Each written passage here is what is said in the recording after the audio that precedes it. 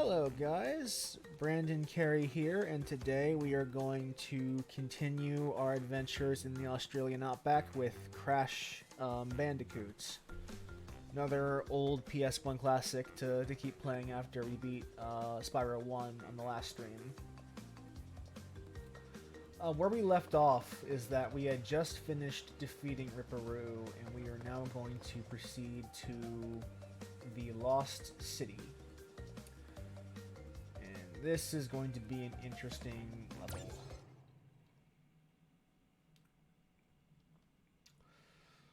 So you remember, maybe you remember that last time I talked about how there was a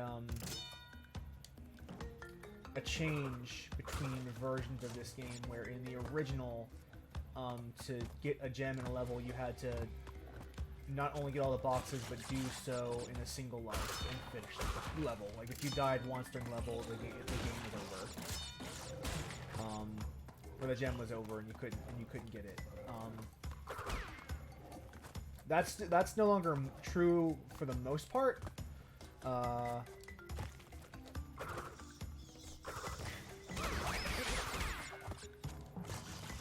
However,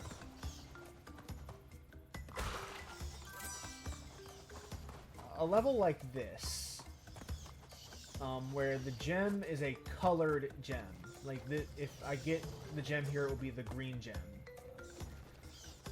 In the remake, for those levels, they kept the requirements that you need to get it all in a single life.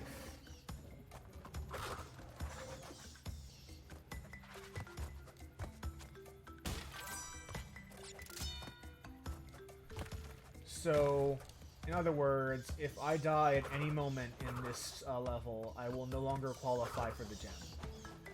Period. End of discussion. Now, if this was a 100% completion run, that would mean I'd need to be very cautious of how I played. But here we're doing kind of an any percent run. So I don't necessarily care that much if I lose out on a gem or two, because we're not getting them all anyway. Still gonna try for it, of course, but if it doesn't pan out, it doesn't pan out, and there's not much I can do about that. Oh well, too bad, so sad.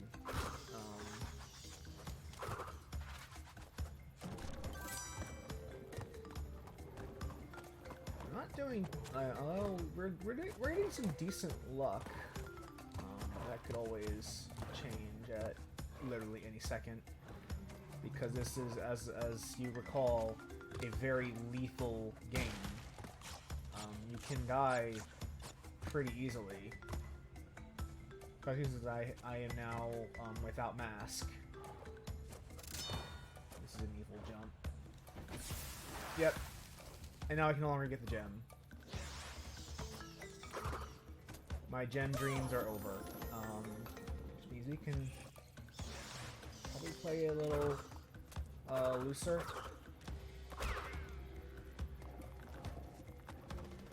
But I still don't want to lose too many lives in any one level, of course. God. I hate these platforms.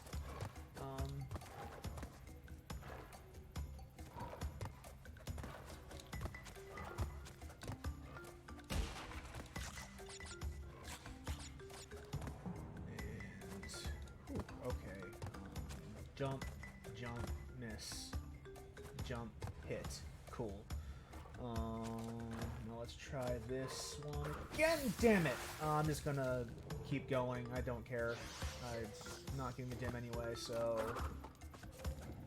fuck that. That's not worth my time. That's not worth trying repeatedly for 100% when 100% is now possible anyway. There is something liberating about just like that moment where you can no longer qualify for a gem and you can just finish level and go, okay, that's fine, we can just finish this raw and it's not a big deal. There's a little liberating feeling there. because you're no longer beholden to perfection. Just okay is okay.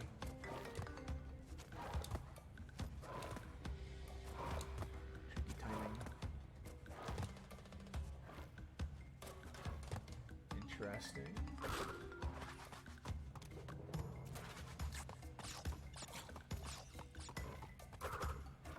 Oh, I get it. That's what that box was for. That's cool. I don't actually need that bonus level. That's fine. Yeah, I missed an iron crate, but we're not going for 100%, so I'm trying not to worry myself too much about the fact that I missed a crate. Oh boy.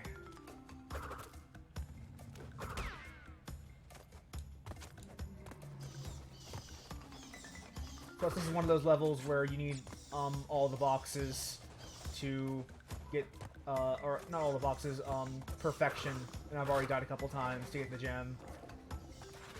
And I don't know if this was like this isn't Crash. Oh, okay. Whoops. Should have looked at my timing. Oh, whoops. I think there's a checkpoint right there.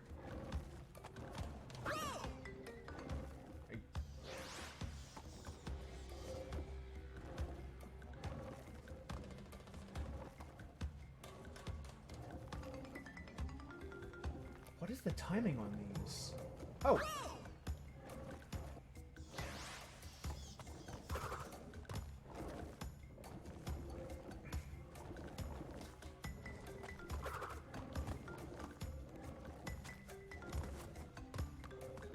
Ooh. Oh, okay, yeah, that was the last Tana box. There's probably a life in there.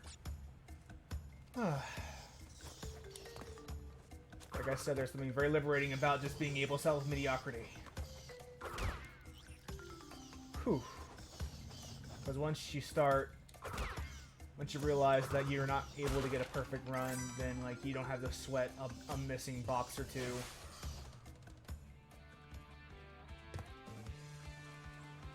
Whereas I'm gonna still try to keep. I hope to get as many.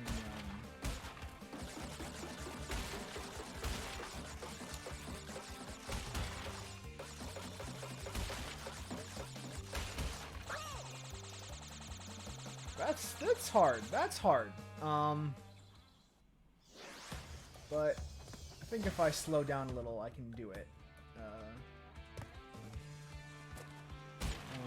Oh, just missed the first block straight up. This I do want because I do want to keep my life total high since there's no penalty for dying in these bonus rounds in the remake. I might as well at least try to get as much of the Wumpa fruit as I can. And I don't think, even if I like had gotten my perfect run up to now, I don't think deaths in the bonus levels count.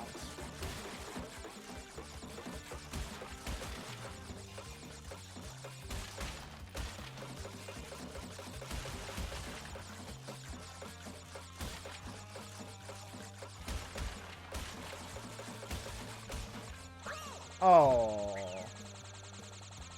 See, because that's a whole life's worth of fruit right there.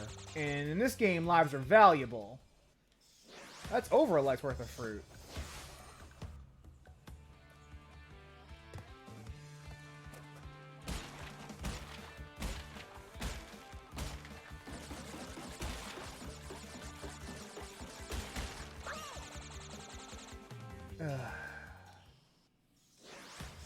There are people in this world who practice this in other Crash levels often enough where they can do all of this crap perfectly on their first run through, and they are mad people.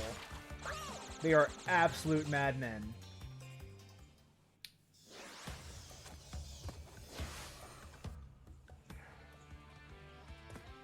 And I respect them for their madness, but I can't do that. I am only one human being.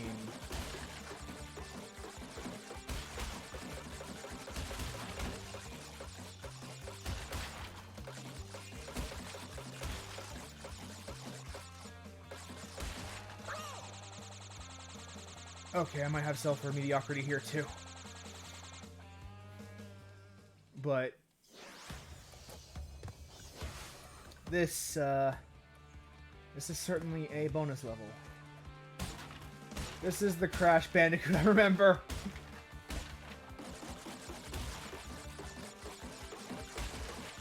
They really should have put... They did apologize for this game. What am I talking about?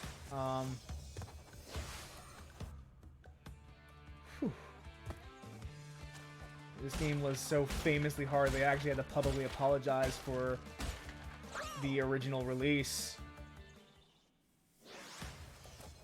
Oh, what if, can I get up there?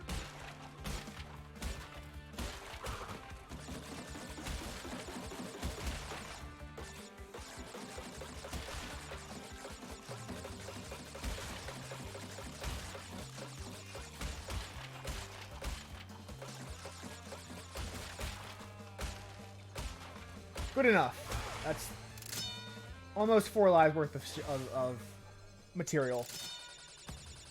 Good enough.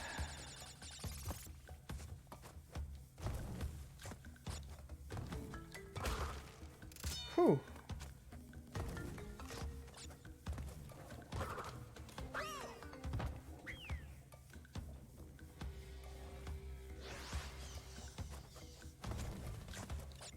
Also, there are creatures that function like differently in this Crash game than they would in any other Crash game, including the third one.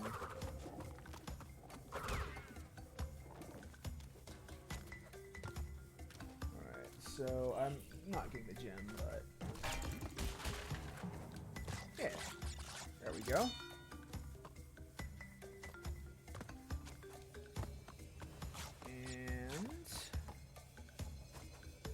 That's completion.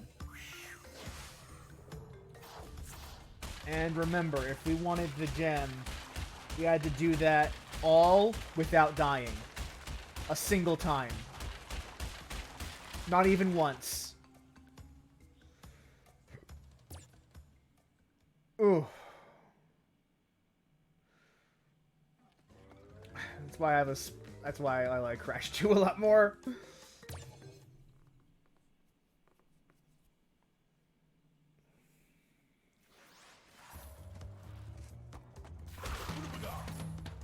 I already fucked up.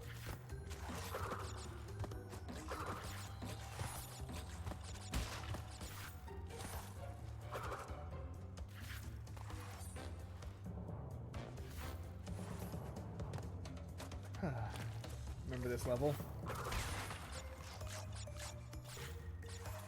I will say that,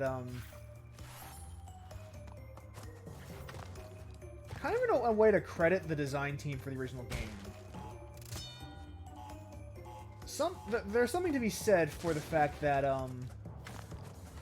this came out in a time prior to analog sticks, and you can tell because playing with the D-pad is a lot easier than playing with the analog stick. The geometry of this stage is conducive to, not just stage, but every stage in the game is conducive to the technology they had at the time.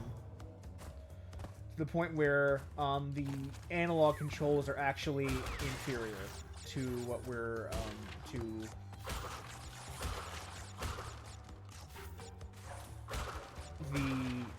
the old school D-pad when it comes to this particular game. Like, credit to Naughty Dog, they knew what they were working with and didn't try to do anything that couldn't work technologically. This is exactly... the levels are exactly complex enough to deal with the fact that you're using an analog, or a D-pad, not an analog stick.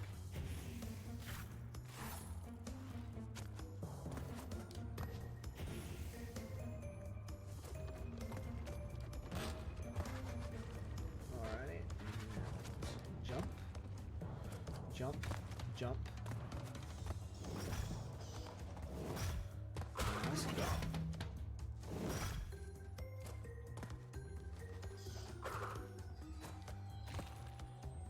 Oh, yep.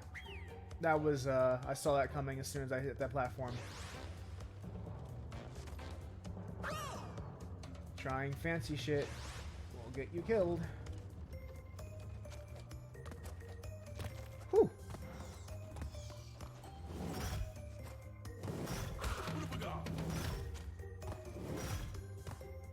Alright, and now, there.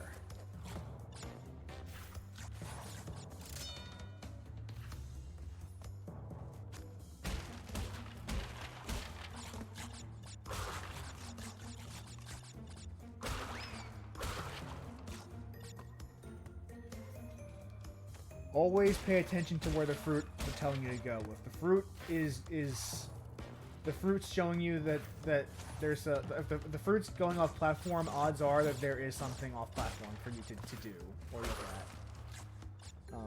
So always like the fruit will guide you. Okay, camera. Is there a reason you're doing this to me right now? Okay. That was that glitch cost me a mask. Not happy about that. Actually, not happy about that at all.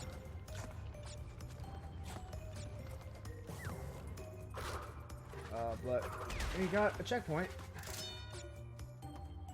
So at least we won't lose any progress anymore. 5 boxes left. Hopefully that means A, we're near the end of the level, and B, we didn't actually miss any boxes.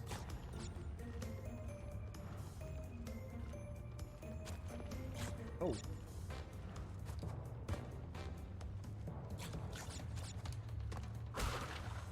They're very generous with the lives in this game. Probably because they know, people are gonna die. I'm 1 box shy. They're the last one. Perfect. This is perfect. Oh! Never mind. I misjudged that jump.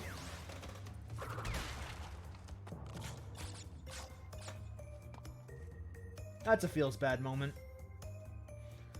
That's a real feels bad moment.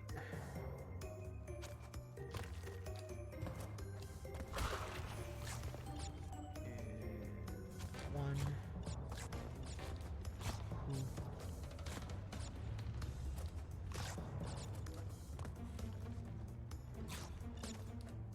I want to get as many fruit as I can so that I keep my life count high. It could have been hitbox, yeah, actually, now that you're thinking about it. I forgot. They did, there is a well-known... I don't know if it's technically a glitch or, like, a issue with the Insane Trilogy where, I might as well explain that since she brought it up in the chat. For the people who aren't going to listen to this after the fact. In the original game, the geometry was hard, rigid squares. So, when you were at the edge of a platform, you kind of just stayed there because there was no, there was just flat geometry. It was just a flat plane. But in the Insane Trilogy, there is actually, at the end of a lot of platforms in the geometry, a slight, ever so slight curve to it. So 9 times out of 10, you won't notice it. However, there is the chance that that will cause you to slip off a platform you would have otherwise been able to completely that otherwise would have been a complete victory. Now, this is one of the road levels, and they are particularly infamous for their difficulty. However, there is a exploit I just successfully utilized where you can bypass the platforming by using the bridge ropes, and this is a They did make this more dangerous in the remake due to the aforementioned slippery geometry, but it is still very much doable. And you want to usually keep boxes unopened when you hit a checkpoint, because you want to be able to open them to get a few more apples, or I guess swamp of fruit.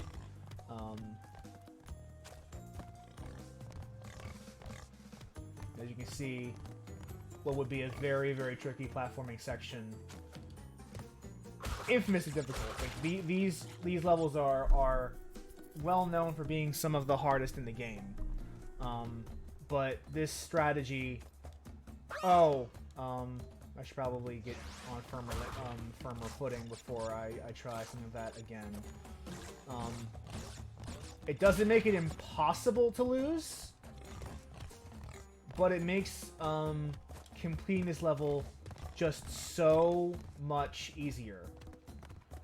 Like I saw, a friend of mine was streaming this a while back, and there was an immediate difference in quality of life when I told him this trick versus when he was trying to do the actual platforming.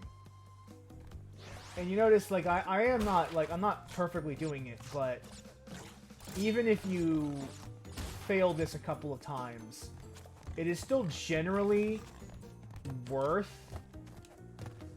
doing it this way, because it's, even if it's not perfect, it's safer. And once you actually nail the jump,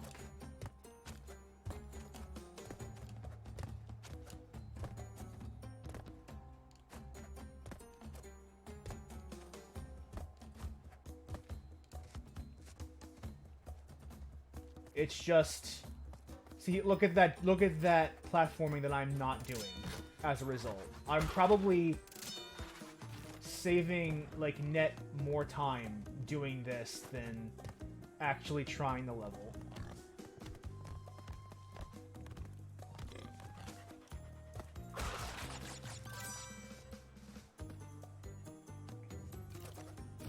It's risky to do it without safe footing, so there we go.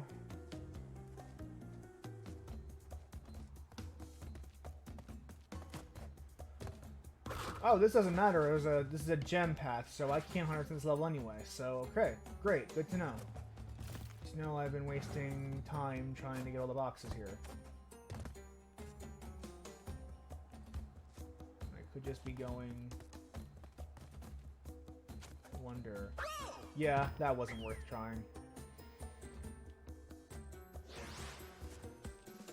No, it was worth trying, even if it didn't succeed. It was still worth seeing if that would work.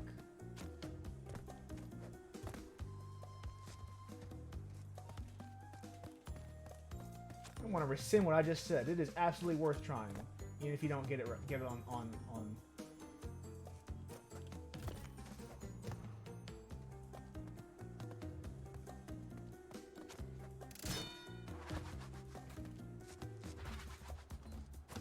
I wish my friend Chris was watching, just so he could see how much trouble I'm not having, still kind of having, but not quite having, with this level, versus when he was trying to do this the fair and square way.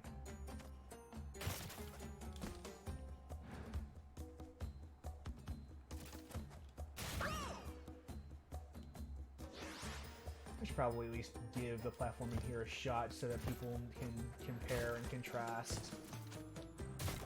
So let's actually try doing some of the platforming here. You see, it's tricky.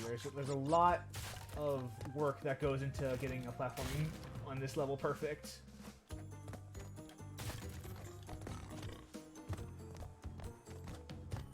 I'm not fucking with that pig. That pig has ruined many a run for me.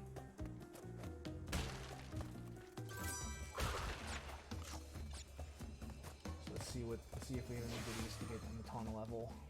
Probably not many boxes. Yeah, 9. Okay. So.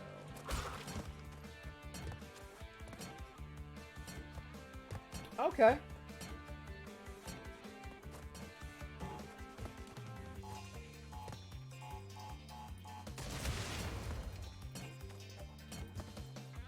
Okay, so not a lot of goodies, just boxes.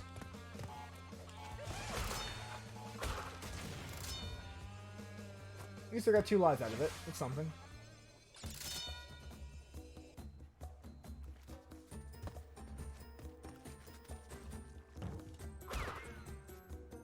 Yeah, I'm not about this life.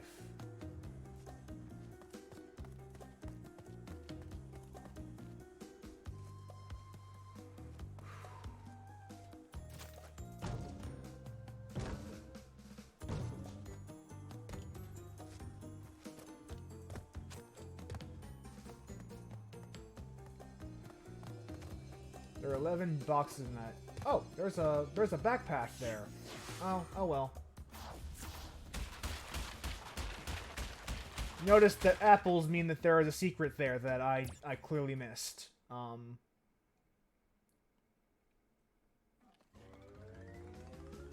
Boulder Dash. Okay, that's a good pun. I like that. That's a nice pun.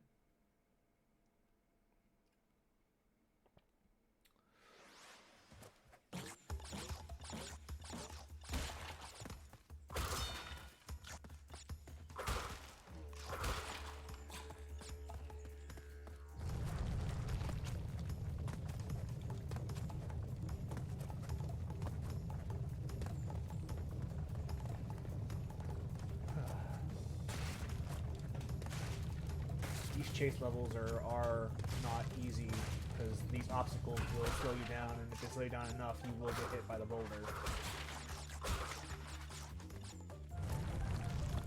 Although, I want to say they get a lot harder, especially in the later Crash games. Like in 2 and 3, these chases are still like are probably even more challenging than they are right here. That is gaining on me. Okay.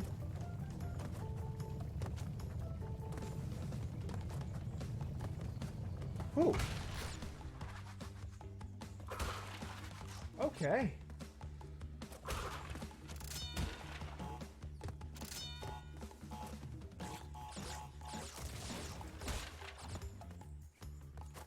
Let's do this.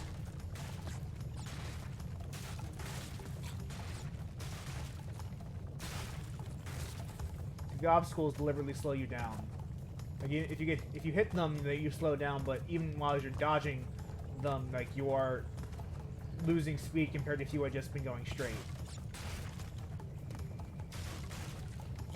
Wonder how many times it took balancing this, or how many runs must have gone into perfecting this level, because.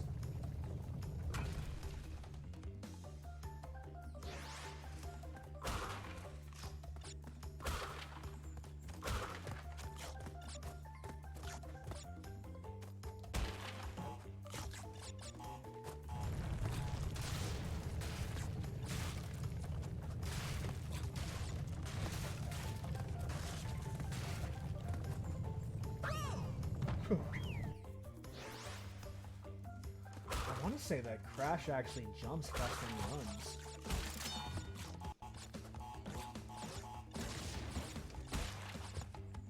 But I might just be hallucinating.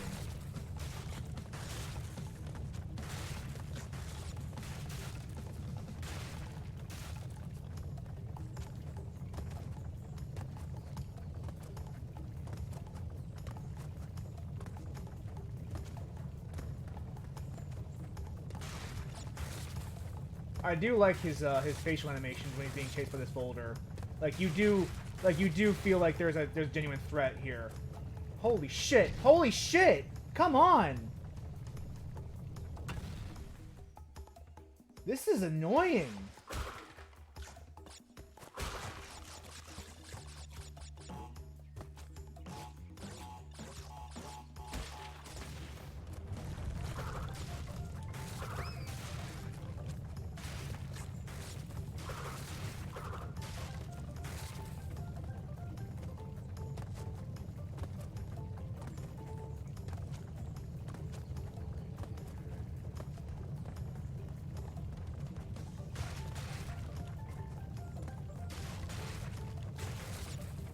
Yeah, it's gaining. It's definitely gaining ground.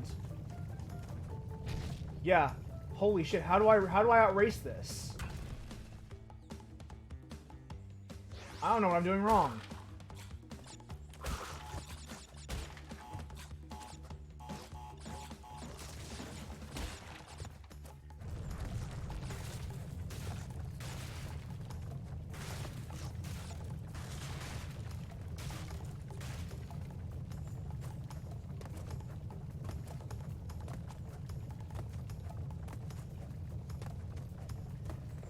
Right, it's definitely losing ground in that first jumping section. It's the second one that's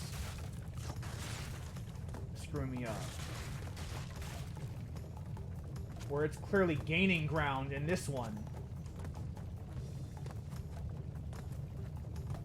There we go. Whew, boy.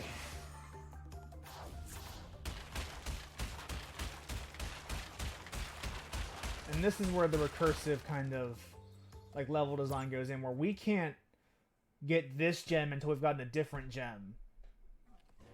And I both like and hate that. I both like and hate that, like, you do need gems from some levels to get gems in other levels. Because on the other hand, it gives you a good reason to go back to levels you've beaten previously. On the other hand, I personally like being able to finish level, like, in one go. I don't appreciate how...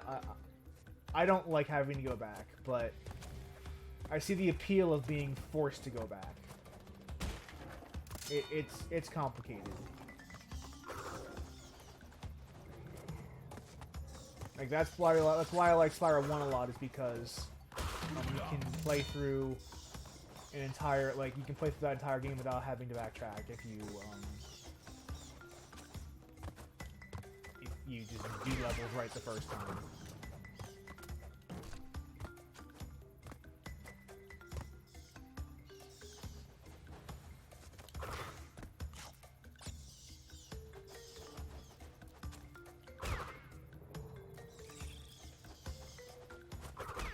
Oh. Whoops. I didn't get the first checkpoint yet.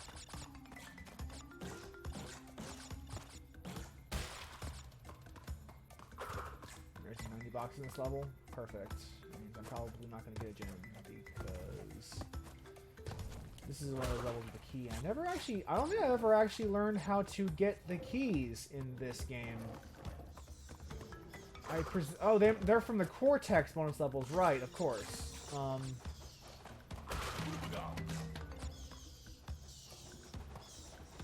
Right. That's it. When you beat one of the Cortex bonus levels, you get a key, and there's one in this level, which means there's a Cortex bonus level here.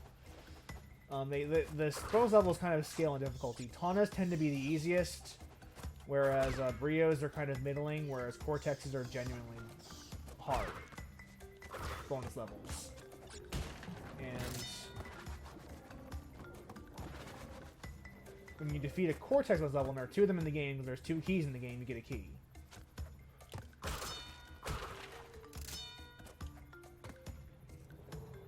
Remember, this is in the old Crash 1. There's the additional problem where you need to get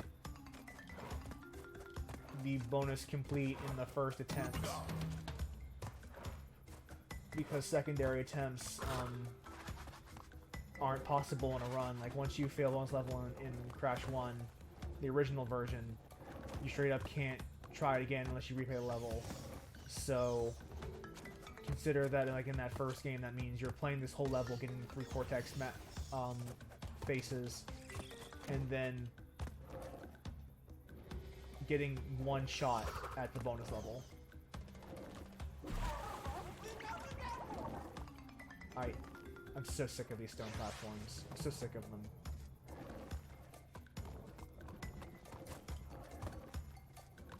And now I have no masks.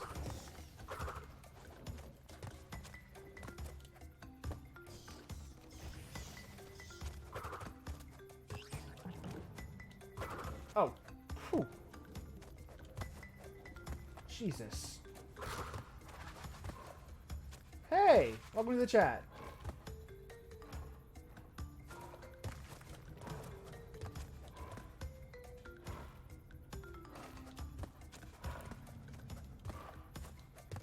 It really is hard to communicate just how much the not having to 100% a level in one life changes the dynamic of this game, because this game, even without that, is kind of brutal, and when you just add that on top, it's just another layer of difficulty to an already challenging game, a game that Naughty Dog had to publicly apologize for after it came out. It was just that hard.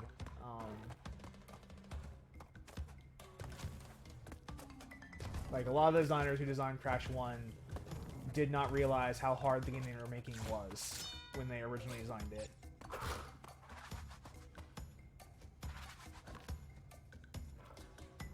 What is this? What is this?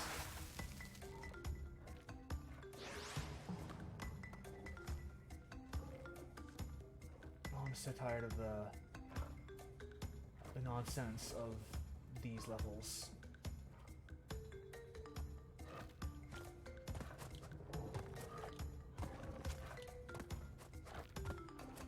Burned is right.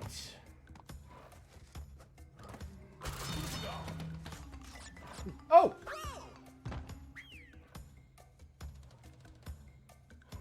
That just feels bad. That was a... I could blame the geometry, but... Oof. Oof, that hurts. Oh.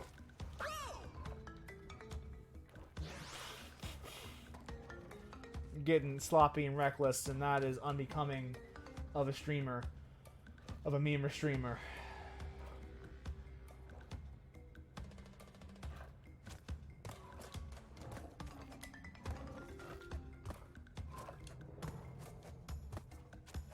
Alright, now let's not fall off the ledge this time.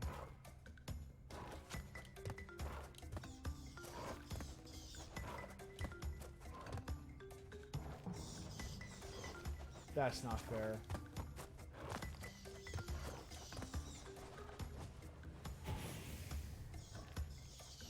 Again, like, there are some tight timings on several of these jumps. Like, you have to be very precise in how you approach it.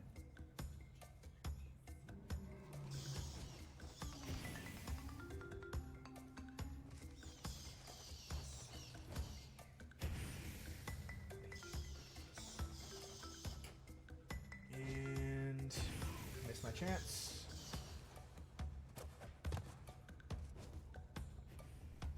There we go. There we go. This should be... Whew.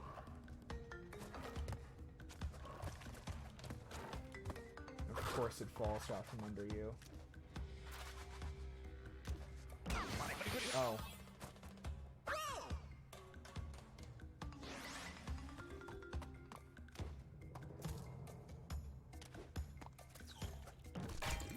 There we go. And then it creates those boxes. And that's a Cortex head. Don't know if I missed one, though. We'll find out.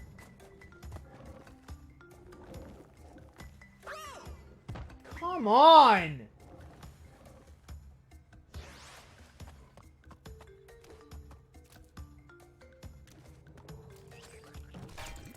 Oh, there's a mask over here.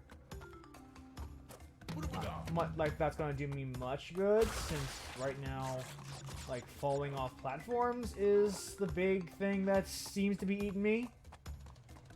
But...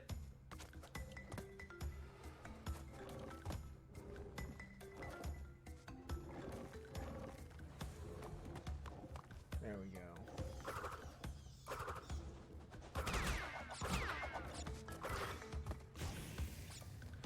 Also, I do appreciate being able to see the big island with the castle in the background. That's actually a really nice little background touch. I appreciate the little continuity of scene there. How does this work? That was just all of them at once? Cool. That... There's a Cortex head on top of that, so... Do this to this... No! I actually want to try for that key, so... Come this way.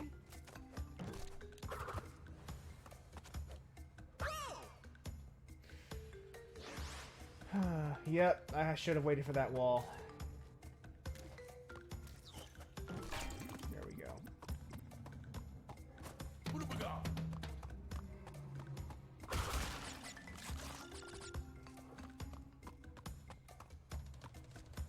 And...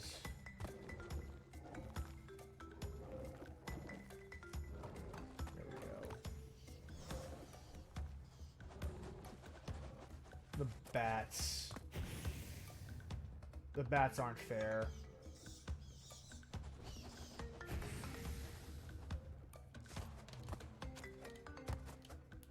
Alright, so wait for the bats to pass. And now go.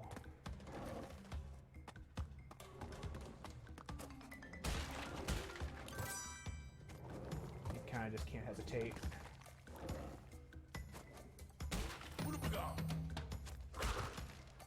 Alright, great. Now I can lose that mask when I die again. Alright, so I haven't seen the platform. We are good as far as Tawna and Cortex heads go. We have enough.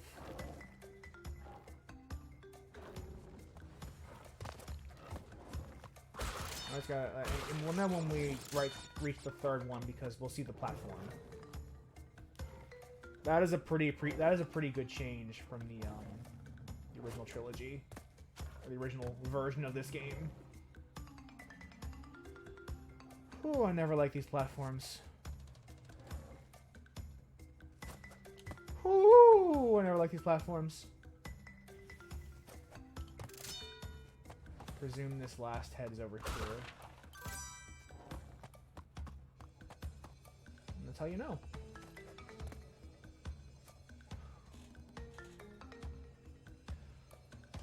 Now, you'll need to bear with me for a second, guys, because this Cortex level will almost certainly be very challenging. $23 is here.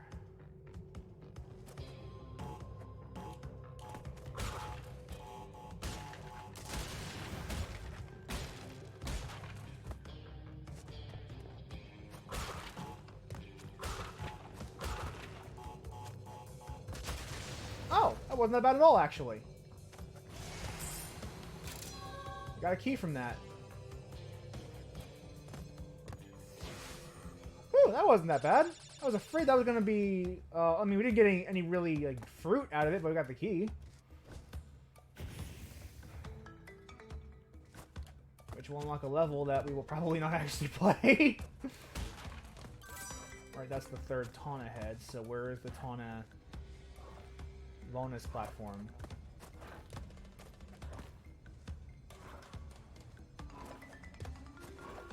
There you are. There's a Tawna bonus platform. So this will end up being where I actually die a lot, isn't it?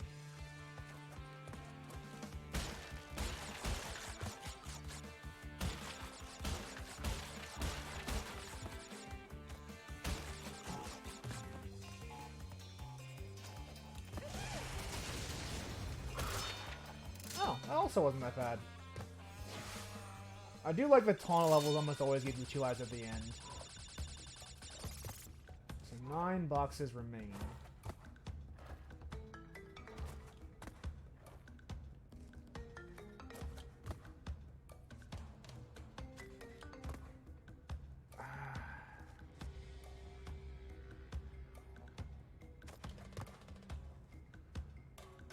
These jumps are hard.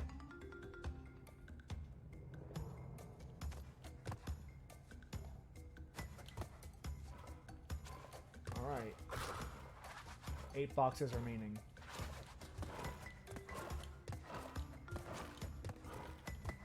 No hesitation whatsoever. You need to be committed to that one.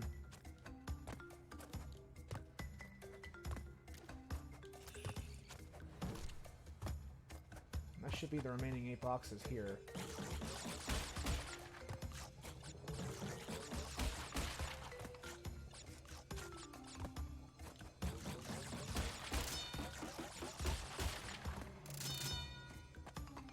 There we go, we got the Gemmy.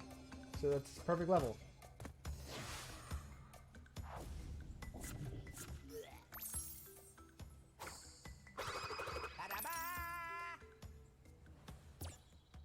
That's some progress. Oh! Now we got a very handsome boss fight coming.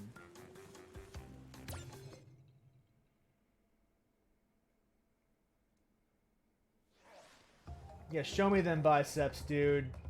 I love it. I love it. Show me those striations.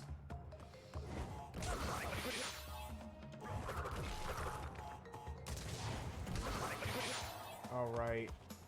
You gotta spin this stone. Watch me remember how to play this boss fight. In real time.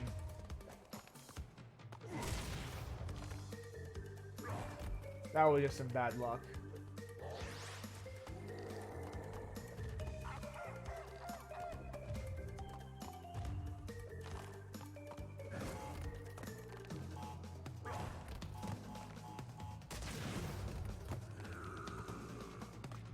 Watch you remember again. Remembering how to play this boss fight in real time.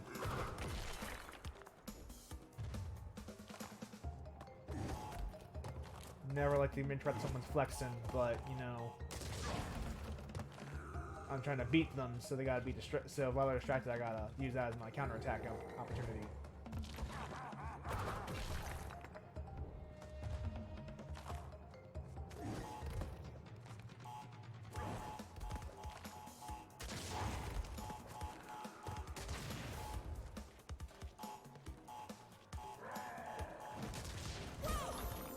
What was I supposed to do there? Seriously.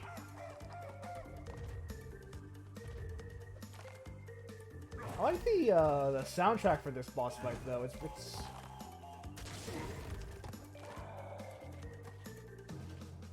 good. No. Also know the Crash strong enough to move a stone just by spinning it.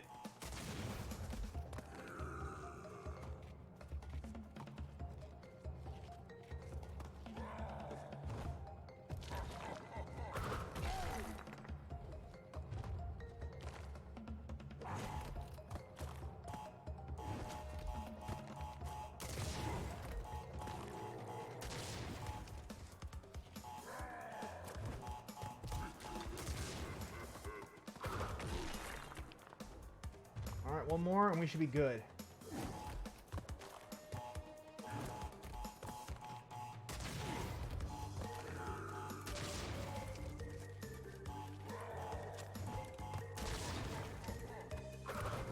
Gotcha.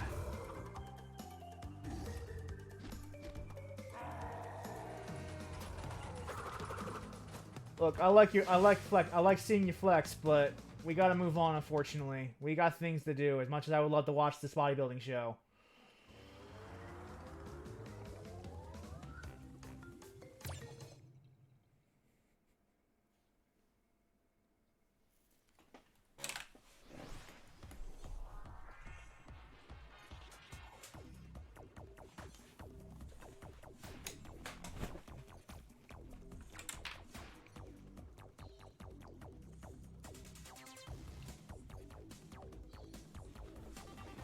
Speaking of good OSTs, this is one of my favorites from this game, actually, is the Heavy Machinery OST.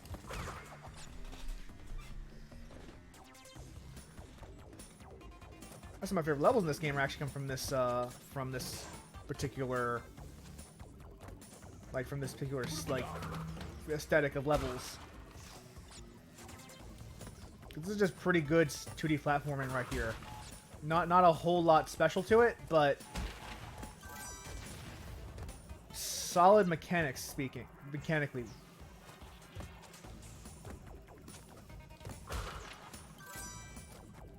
Again, like, the philosophy behind the Crash games was kind of like 2D platforming in a 3D space. So these kind of best highlight that, where it is just jumps and judging when you jump and how far you jump.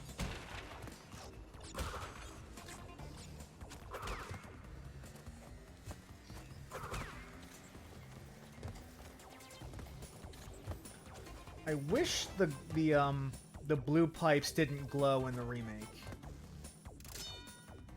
because that can be deceptive. Like, I'm used to playing the original game where I know those pipes are safe, but like, you see this glowing pipe, you might think it's just as dangerous as the red ones.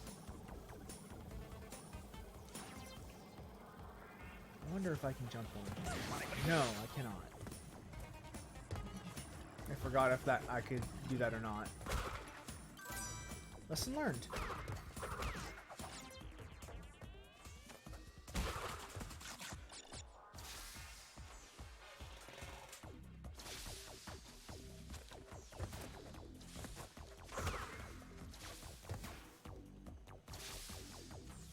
Event go, and then go.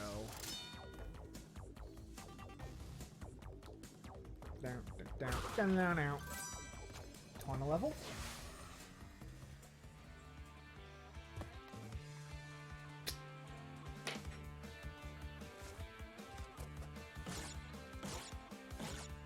Four, 5. 1, 2, 3, 4, 5.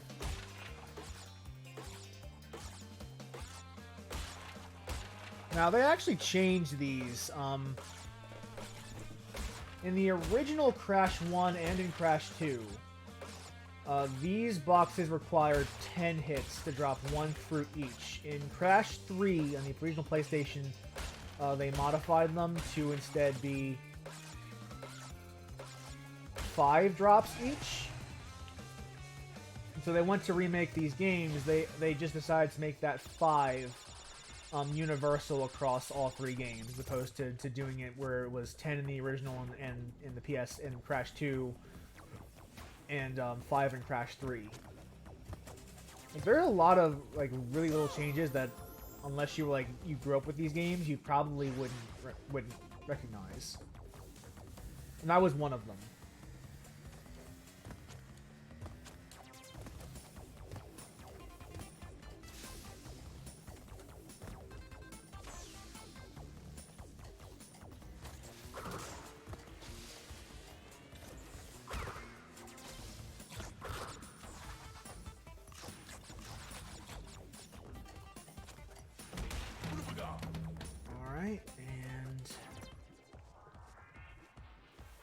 Progress.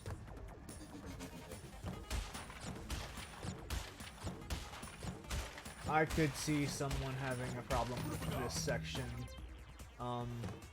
but for me, I find that really fun. But I could see, like, if you have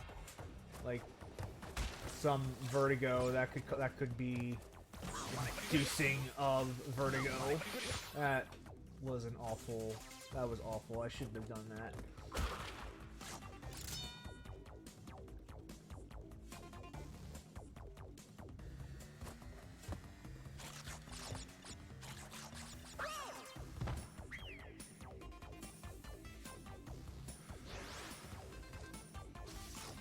Do better this time, though.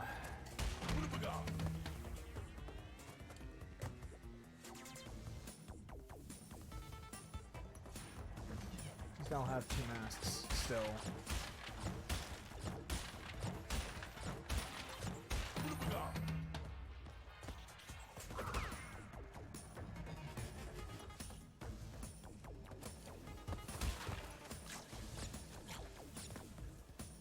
So this is the actual vent, so I can just... That was close.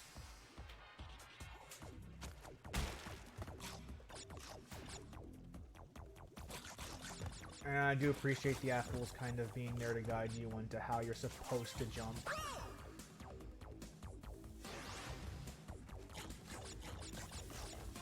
That's, again, this game does a lot. There are a lot of really good little touches where you can see the designers are trying to guide you to learn how to do it properly.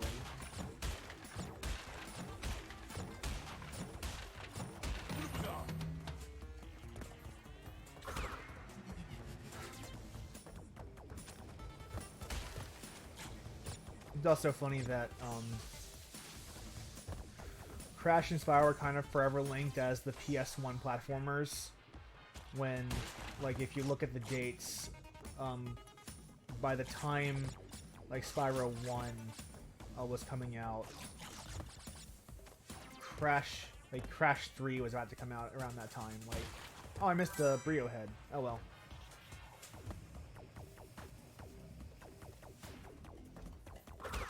Too bad, so sad. Hey Steve, welcome to the chat. We're playing Crash Bandicoot.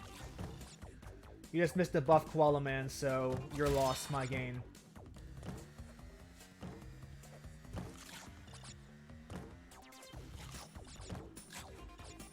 Oh yes. He was a biggin' too.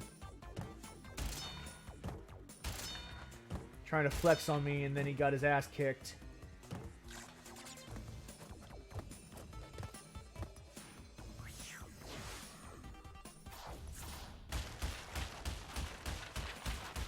You better watch the VOD. That was like a boss fight just for you, man.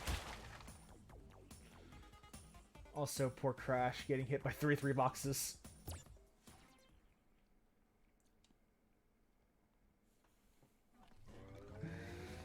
I did miss all the boxes, but that's okay, because I don't care. We're not going for 100% for this stream, so I can afford to be a little fast and loose.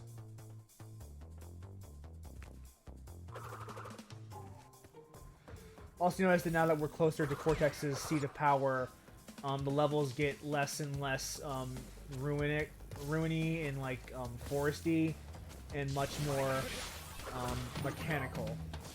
Like this is a power plant. I do appreciate the kind of like cartoon villain secret lab vibe that this place exudes. Let's see if this is anything worthwhile here.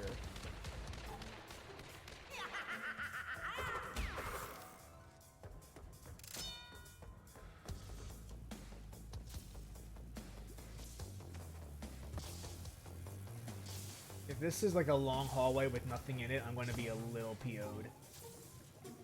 Oh, I need a gem path. Great.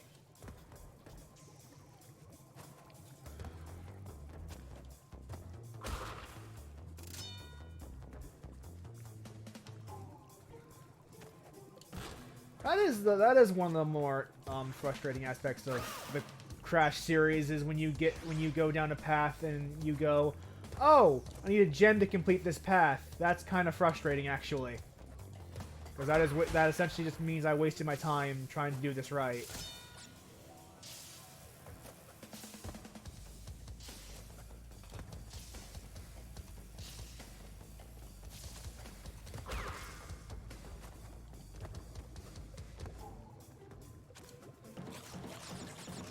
You die a lot in this game, Steve.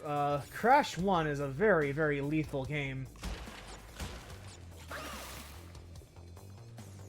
I shouldn't try for all the boxes, because I don't actually, I'm not even going to be able to get them anyway.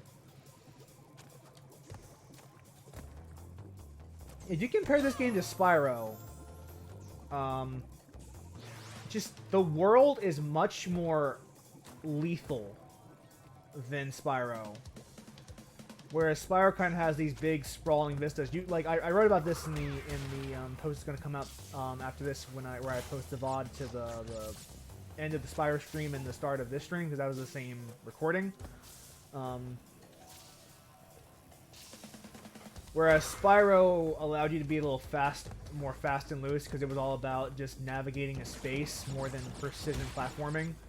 This is a precision platformer. Like the fact that these two are so strongly associated is almost kind of a mistake because of how wildly different they are in terms of their style.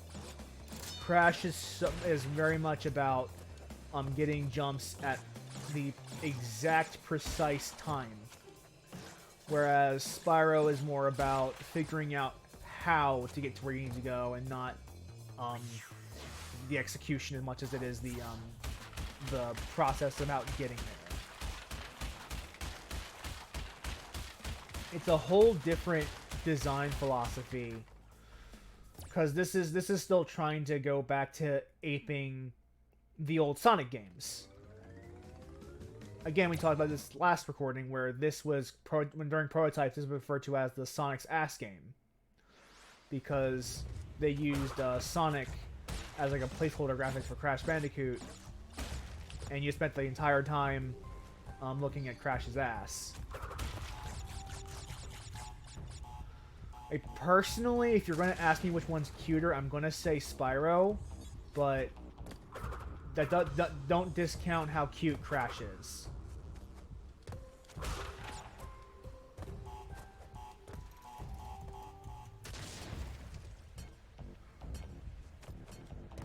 And again, do note that this is a yellow gem level and not a clear gem level, so because it's a colored gem I'm going for, if I die at any point, even if I get all the boxes, this run is invalid. I won't get the gem for it.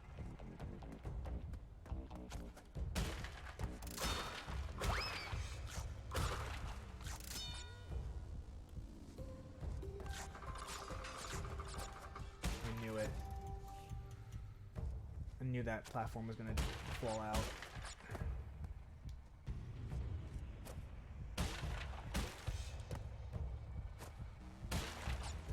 Alright, and jump, jump. So far, so good. I will say that the choice of which gems are clear and which ones are colored seems, at least in this game, kind of arbitrary. Okay. So I can only get the gem for this mission anymore. I did just die. So no matter what, if we get all the boxes, it doesn't matter. I can't get the gem.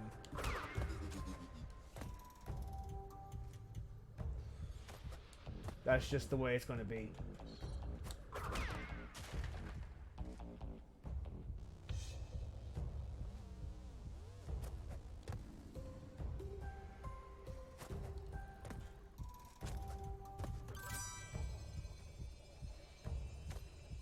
Yep, I get nothing.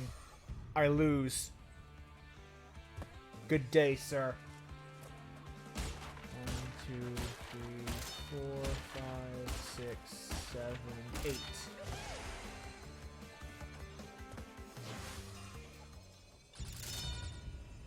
I'll take those 2 lives.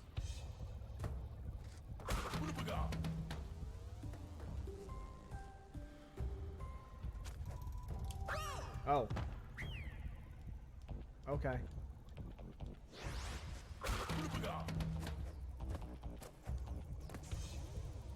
I just not get those boxes down there? Is that it? Okay, that's fine.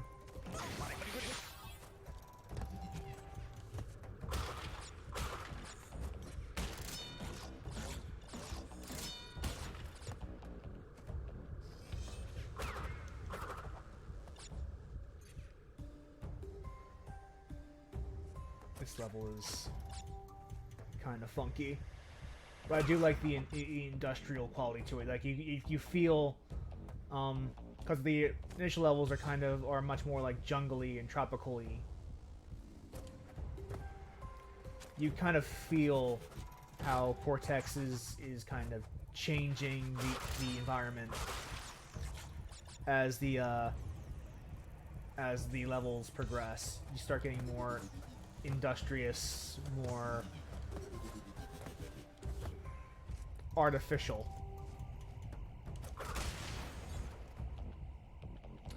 The camera in a Crash game, you mentioned that, Steve.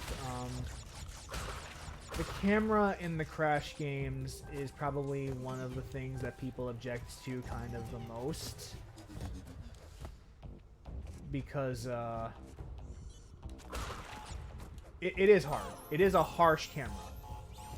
I don't even know why I'm bothering to go for that one Wampa fruit, because it's just not worth it. It's just not.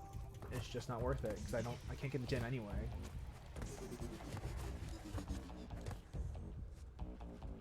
So I'm not going to go for it. I'm just going to pass it.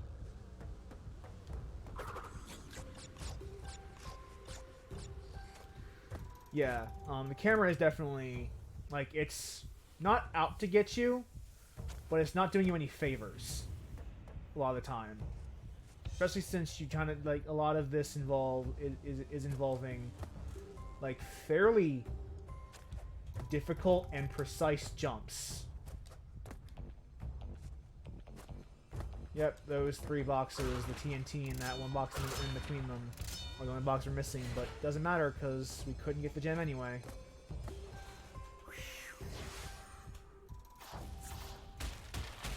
Because we died. And that's how this game works. Yeah, I do like when if you die a lot in a level, he does go at the end. There's a little detail.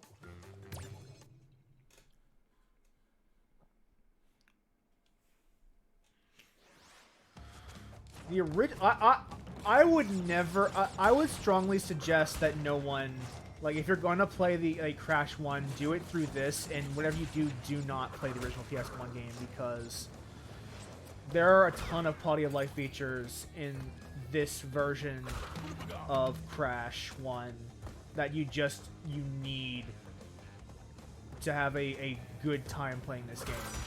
This game, I'll be honest, I'm kind of surprised Crash ever got a sequel, because the first one was just so difficult. It was beyond the pale.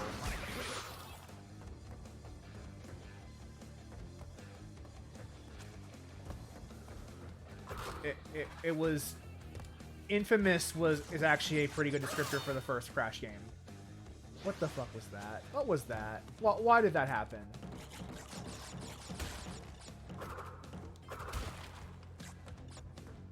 No, doesn't matter, I suppose.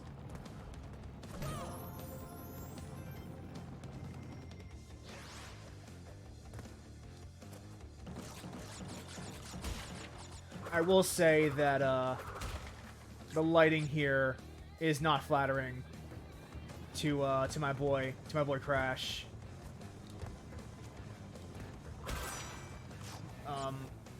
As soon as he gets into like some shaded areas, his particular shading just starts to look wrong. He looks almost like he glows in the dark with his fur, and like there's just something supremely off about that.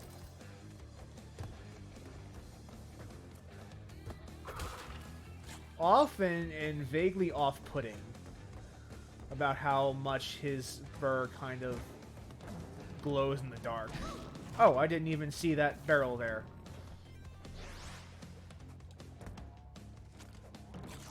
Nice!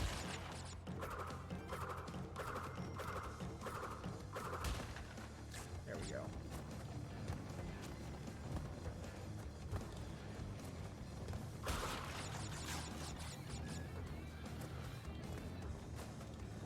Alright. Also, you notice that the enemies in this level are all Portaroo mobsters, because Pinstripe is the boss that is coming up, I think either in the next level or like immediately following the next level. You're about to fight Pinstripe.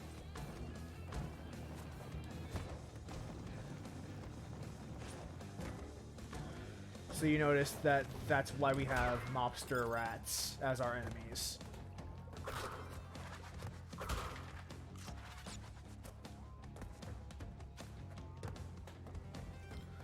And again, this is one of those you need to get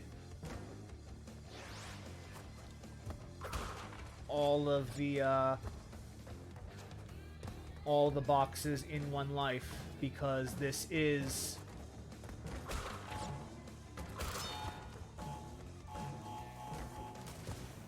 a colored gem level.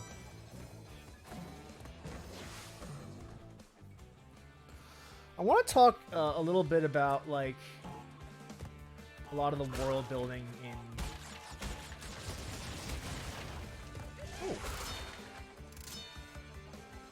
in this game, because there's actually a lot of, like, minor details that in the background that help. Yeah, I'm gonna wait for the barrels to start coming. It's actually... I can't judge that distance that well.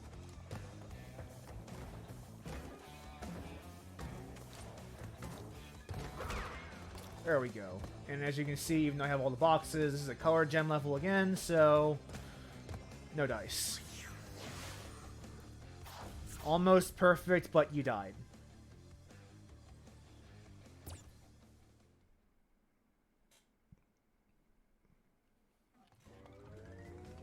Yeah.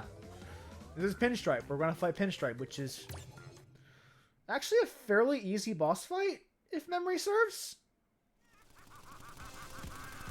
They did a lot to improve loading times in this game after release, so, like...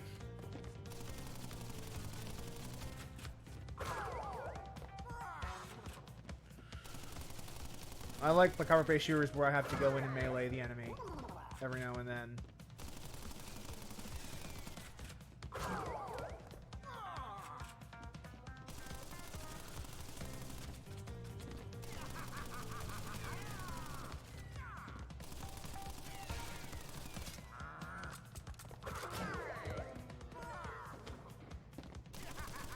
Yeah, this actually isn't a hard boss fight. You just gotta stay behind cover, more or less. This is a cover-based shooter, more or less.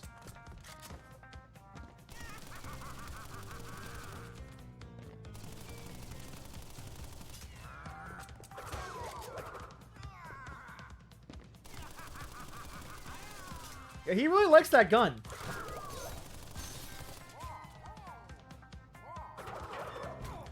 Goodbye to your Employee of the Month award. Toodles.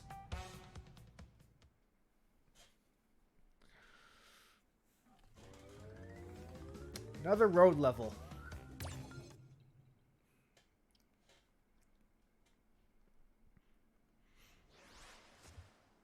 Oh, there's a back to this. Oh, I gotta jump it. Oh, I could jump it, or you could do this the easy way. Oh. Okay. You can do this the easy way.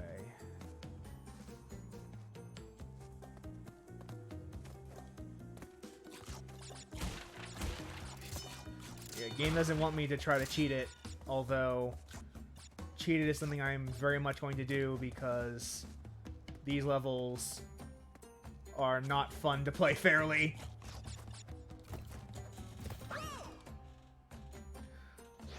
I don't care about the gem. I don't care. I just don't care.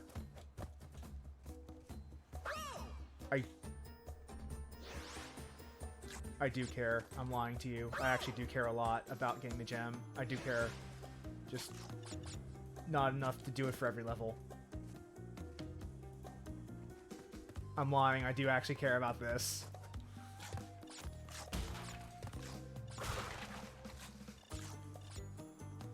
Just... I think again to, like... If I screw that first jump up. Okay, I don't care enough. I do care, I just don't care enough, is what I should probably actually say. Screw this.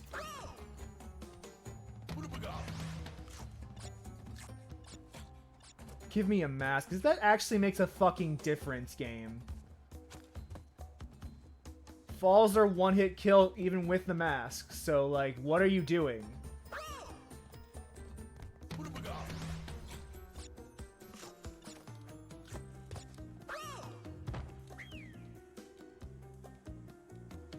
This is why no one likes the bridge levels. No one. If you like this level, you're lying to me.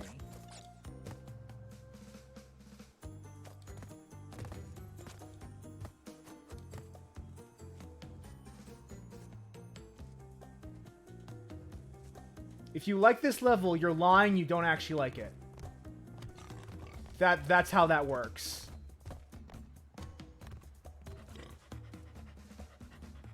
You just...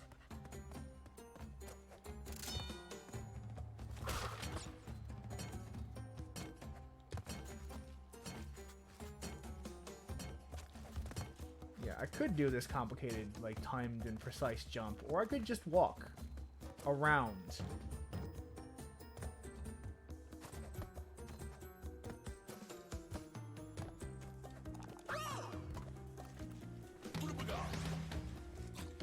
I'm not mad, you're mad, I'm not mad.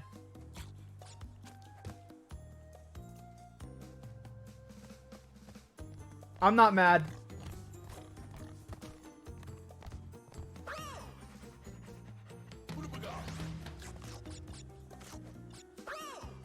Okay, I'm getting tilted at this point is what's happening.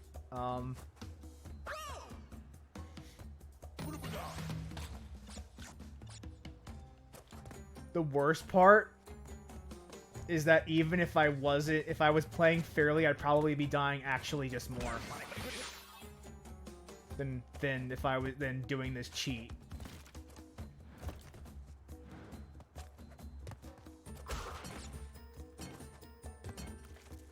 The tilt is fucking real.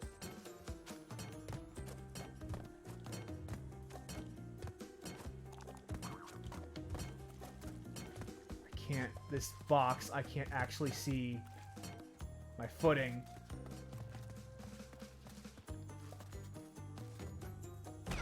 Oh, come now. Good thing I'm not actually relying on the turtles. Oh, come on!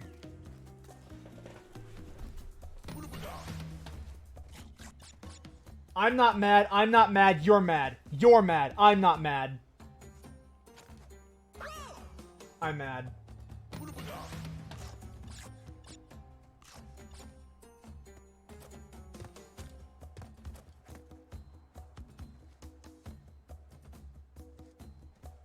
Oh boy. I knew that was gonna happen, and I let it happen anyway.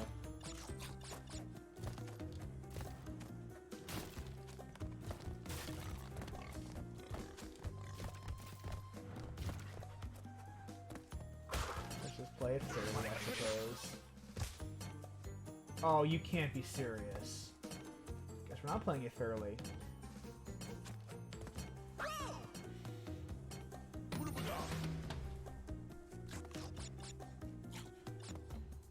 At least we have a collection of lives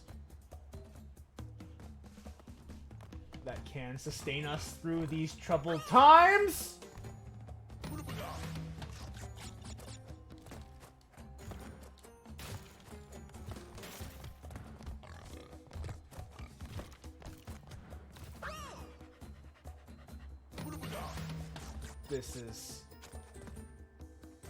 This is kind of pathetic. I'm not gonna lie. This is pathetic. This is pathetic of me.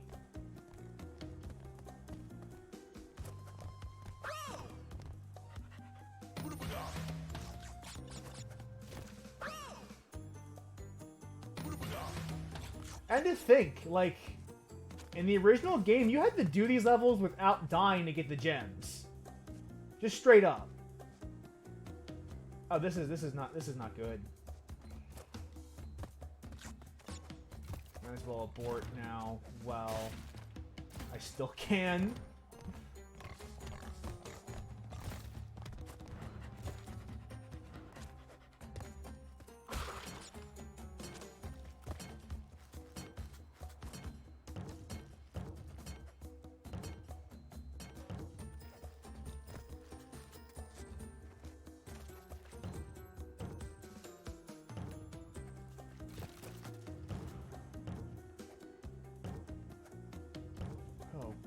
God.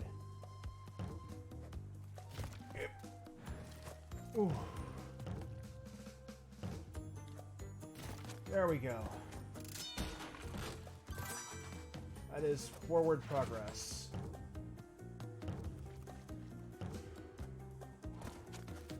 Oi!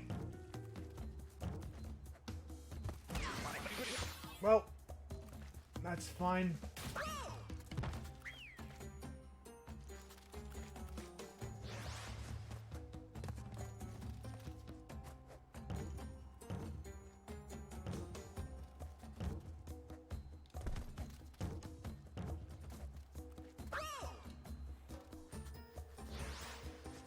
I do not like these jumps, which is why I usually do the bridge cheat.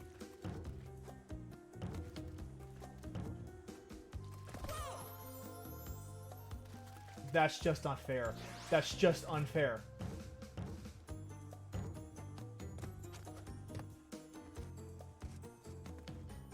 We're back to the rungs. Screw this. I have to actually be jumping. I can't just fall on it.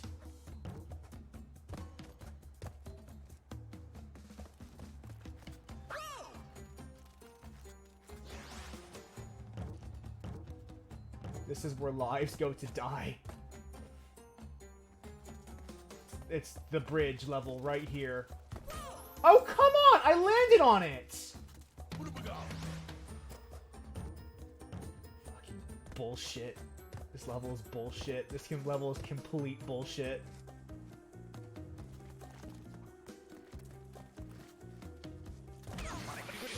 This level is complete horseshit.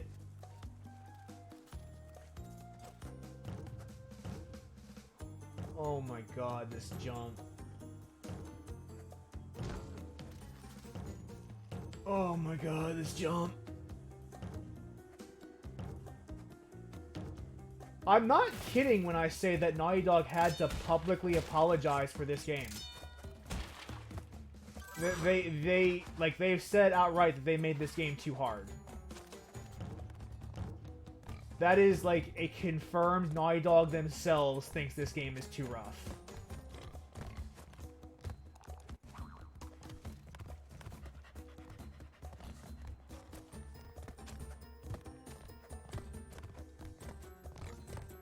Oh boy. Wilbur.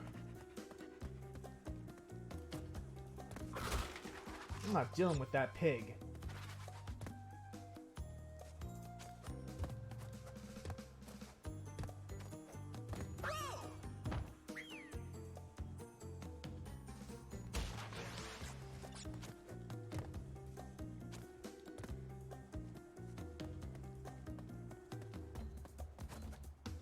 This is my Tartarus. This is my hell. Is spending an eternity playing the bridge levels in Crash 1. This is literal hell.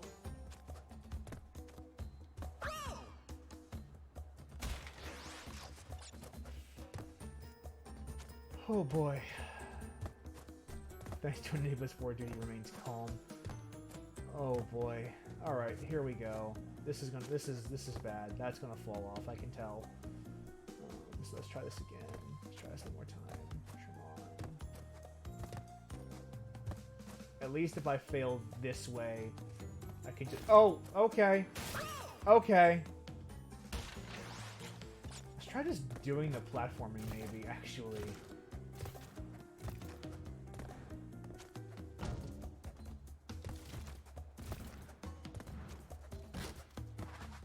Oh, I don't like that.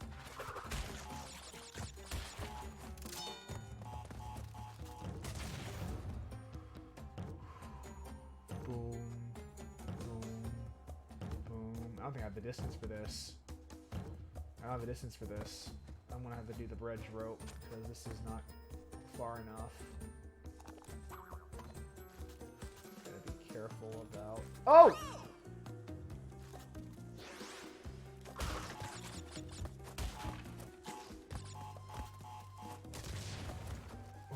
Okay.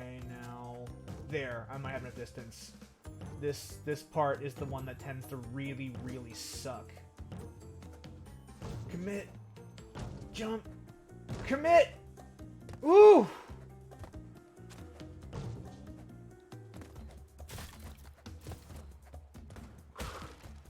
God damn. Whew!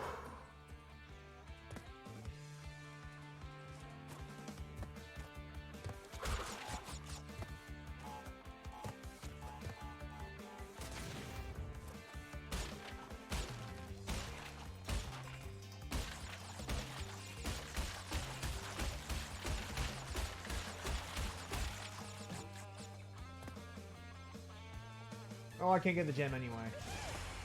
Actually, no. I might actually be able to, so... we're gonna have to try that again.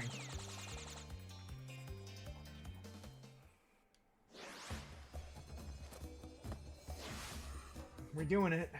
We're doing it.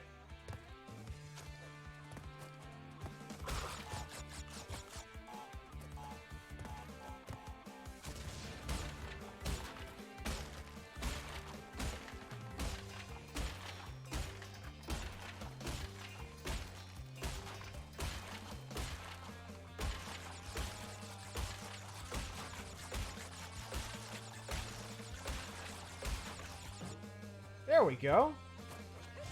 That actually wasn't too bad. Whew.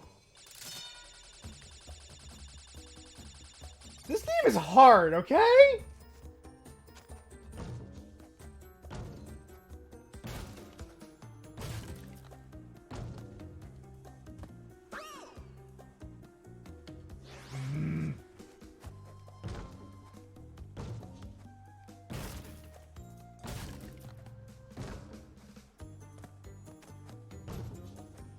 Oh, no, I missed 4 boxes. Oh, you know what? I missed the 4 in the beginning.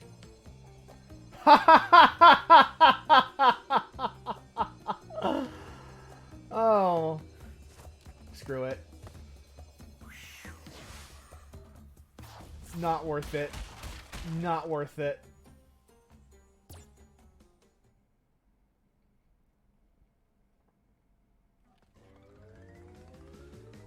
Oh, no. Oh no. Oh no, these levels are worse than the bridge levels.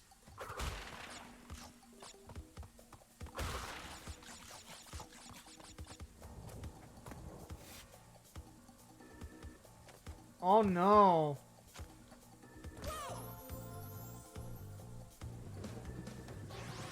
This is gonna suck.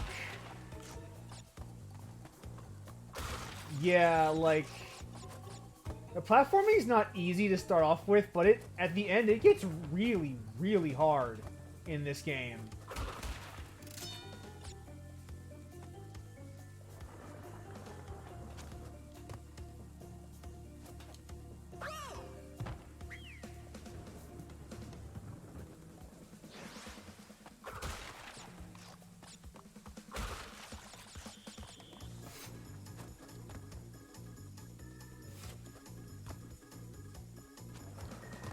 I do like the music for the climb levels, though, even if the levels themselves are really bad.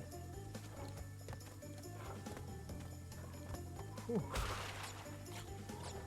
There's a lot that can go wrong in these levels is really the problem, is that you're managing so many moving parts.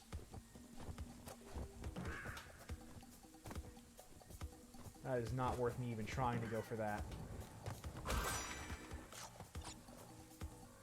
I did. Unfortunately, this is a red gem level. So even if I got all the boxes, I already died a couple times, so I can't get the gem. This is one of the ones where you have to get it perfect to get a gem. And it is actually straight up not even worth my time to go out of my way for boxes that are probably going to kill me when I try for them.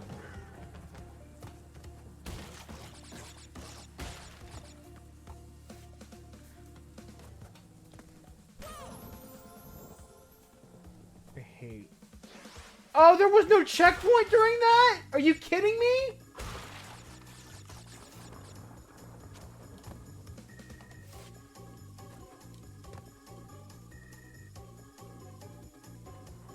Fuck you!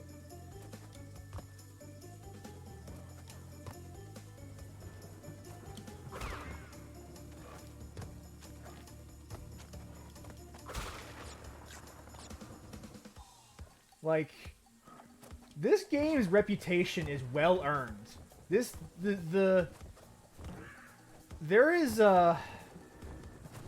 a reason why this is the only Crash game I have never gotten 100% on. Not once have I ever gotten 100% in this game without just blatantly using cheat codes.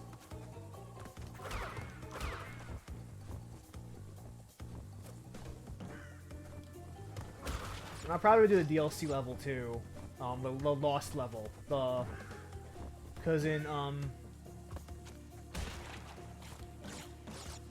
later on after they released this remake, they released as a DLC a Lost level, a level that was so hard that it wasn't even in the original version of the game. It got cut. And I might have to do that. Just... Oh! Oh, okay! Okay! Okay, game!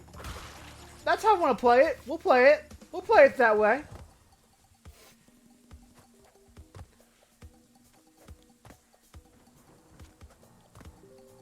I will say that, one thing the game does well is, like a lot of PS1 platformers, they have what is called dynamic difficulty.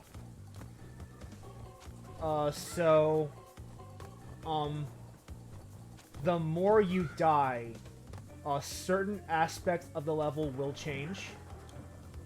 Like, they might add mask crates, they might add checkpoints into the level. If you die a lot, the game does try to finagle itself a little to make it so that you can have some better odds of success.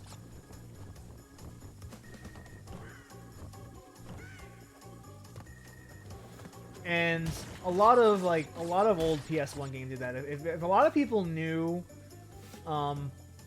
what happens behind the scenes in a lot of games coding to make you think that you're doing well when you actually aren't, they'd be surprised, because there's a lot that goes into the coding of video games.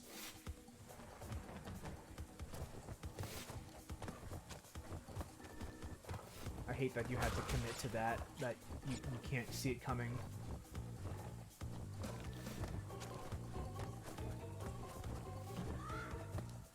Holy shit. Like, there's so many platforms that are all moving at the same time.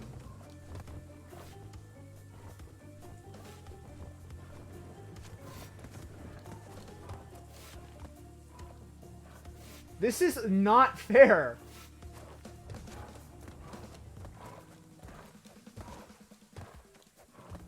Still no checkpoint, by the way.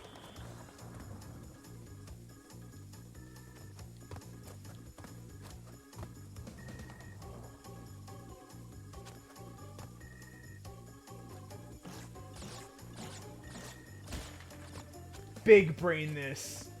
Big brain this, he says. There is no intellect here. This is all instinctual. This is all muscle memory. There's no calculations going on. This is me, like, going off gut timings.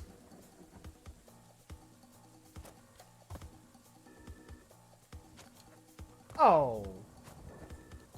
What was that timing?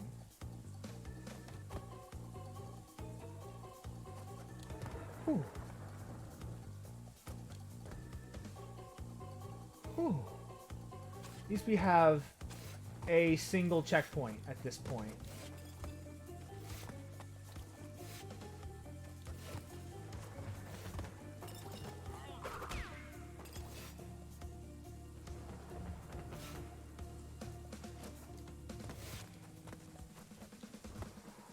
God. And this is why these levels are hated.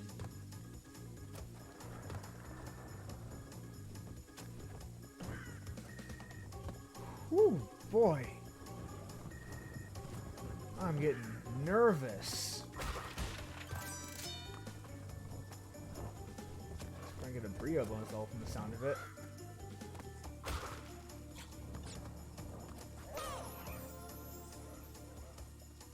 I don't know why I did that. I started the bridge level with over 60 lives. I'm now down to 47.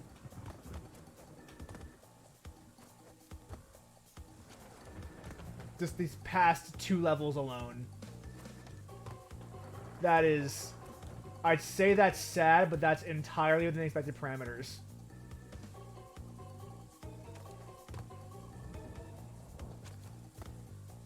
You'll notice I'm a lot more talkative when I play Spyro than Crash, because Crash requires me to think a lot more about what I'm doing on a moment-to-moment basis than Spyro does, where Spyro's all about, like, what's the grand plan, what do I need to do roughly, how do I finagle it. Crash is all about, like, 1 and beat, and 2 and beat, and 3 and beat. And it's about literally, like timing, like in a ballet, almost.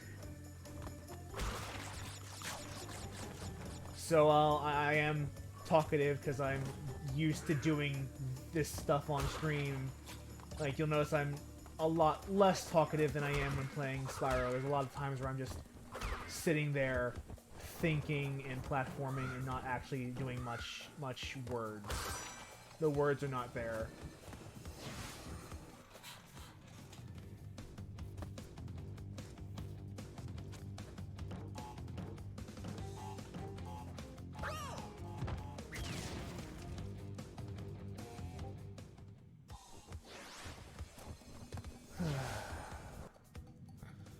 I should wonder why I'm doing this Brio bonus stage.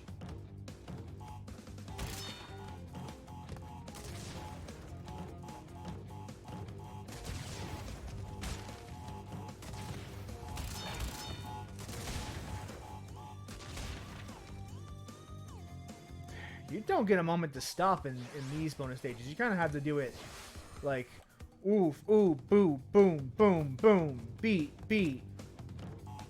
Dance. Do. Nope. Timed it wrong.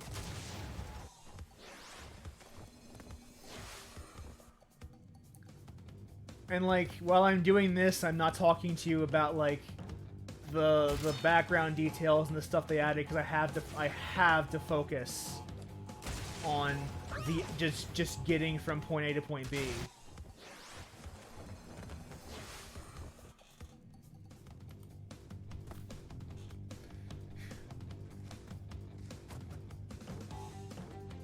Thank you, Automod.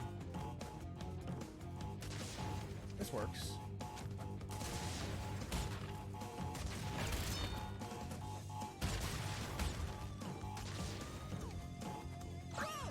Okay.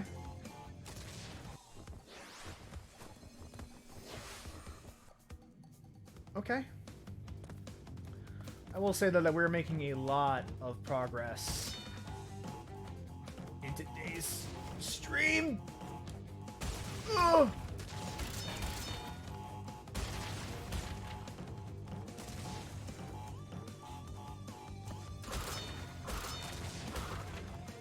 And that's 6 lives, so that was actually worth the effort.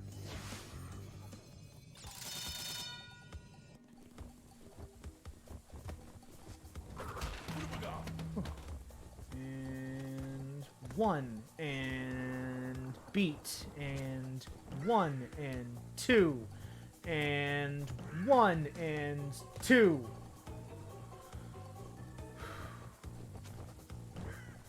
Getting 6 lives for free is absolutely worth it. Yes. Especially since I'm hemorrhaging them so heavily right now.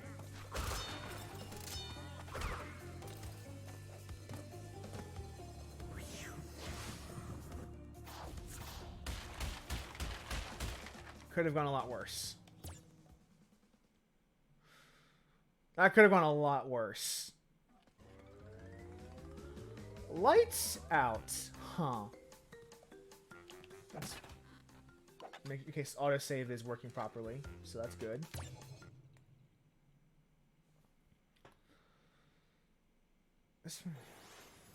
So the gimmick to this level is that the mask literally lights the way.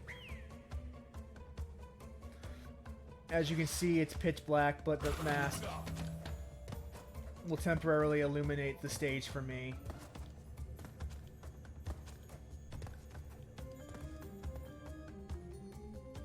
And it'll run out eventually, I think. And then you need another mask for more light. Note that because of this level's gimmick, we cannot get double masks. Only one mask is allowed at a time. But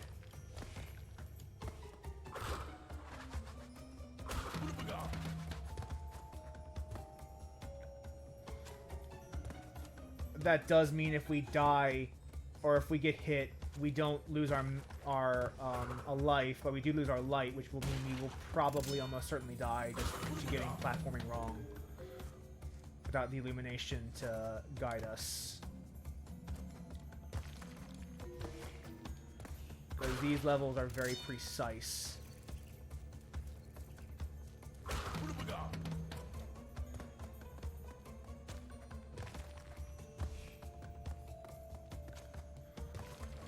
Also, that means we'd have to kind of move our feet when playing lights out.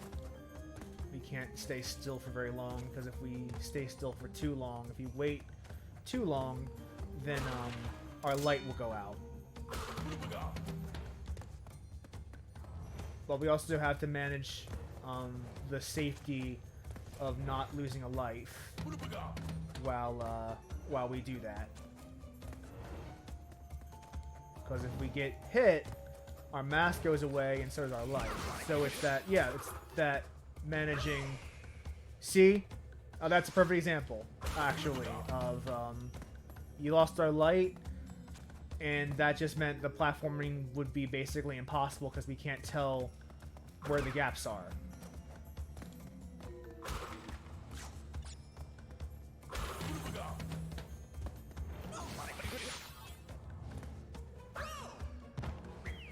Because you need to be fast. Yeah, mind the gap. Mind the gap. So you need to be fast because your light will expire, but you also need to be precise. Otherwise, you'll take a hit and you'll lose your your light will not expire. It'll get extinguished. So it's important to balance speed and precision. I hit spin. I spun. That is bullshit. That rat should have been killed. I should not have taken that hit. That is bullshit.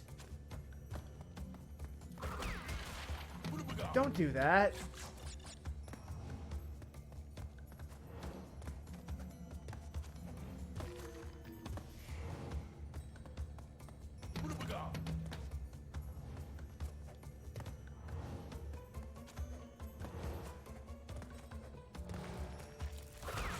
There we go.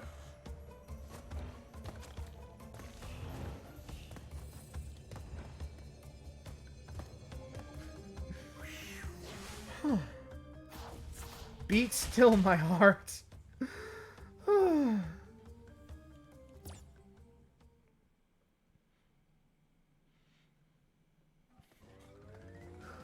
Jaws of Darkness. Is this another Lights Out level? One after another? Okay, no. This is one of these levels. 112 12 boxes. Okay. This is probably going to be a semi-long level at that. Oh.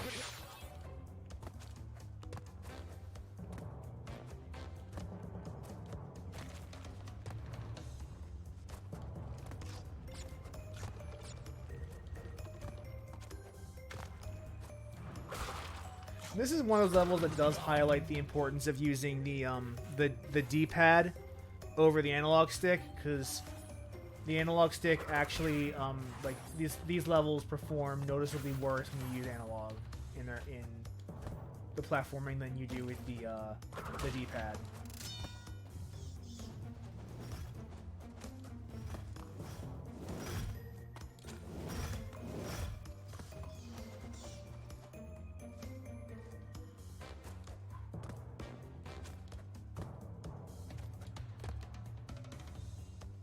Let's keep going.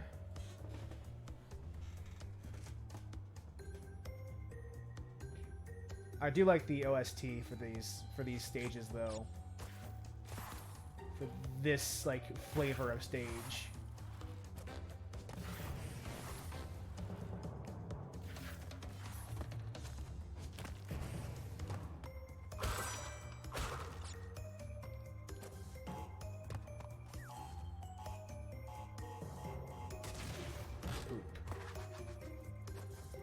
And now they make it so that you have to use the fodder enemies to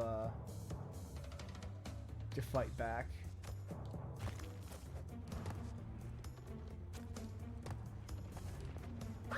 Oh. I guess I'll die.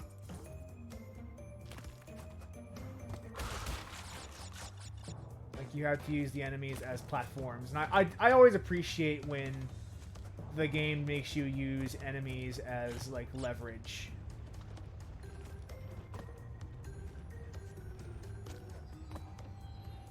That was hard to see. This is a blue gem zone.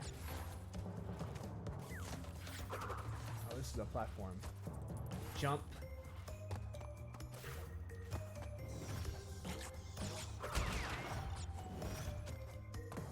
Nice trap.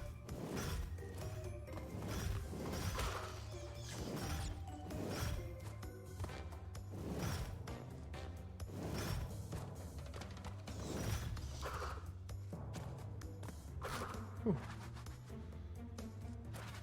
All right.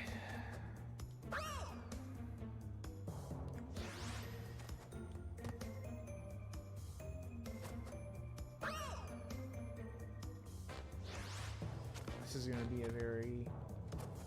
Okay, I see it now. I see the jump.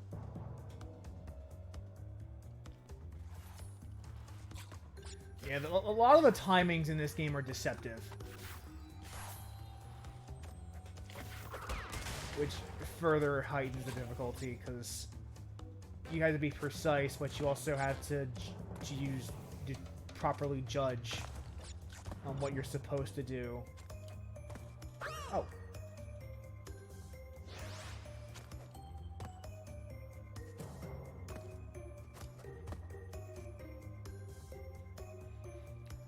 The Wumpa fruit always guides you towards secrets.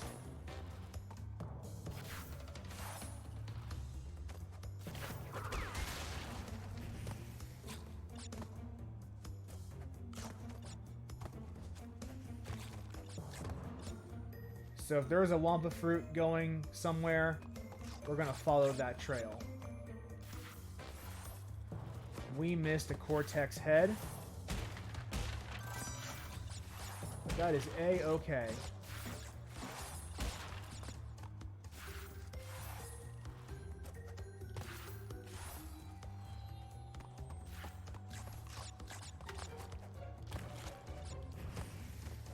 That is A-okay. We got the key to the first bonus level and we didn't actually use it, so... whatevs. You weren't gonna play it anyway.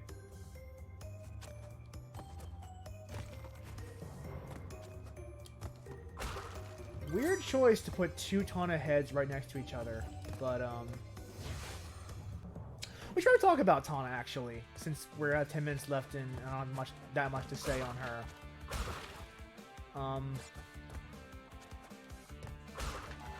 Tawna is definitely a product of the 90s, the era in which this game was developed. Because if you listen back to what the creators called her. I think what I remember them saying was Pamela Anderson, but with a brain.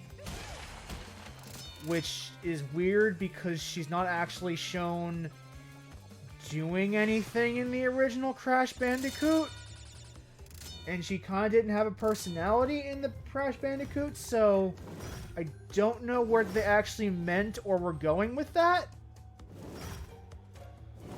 Because that's also a thing that, like, it was the 90s, people were stupid, so they said stupid shit. And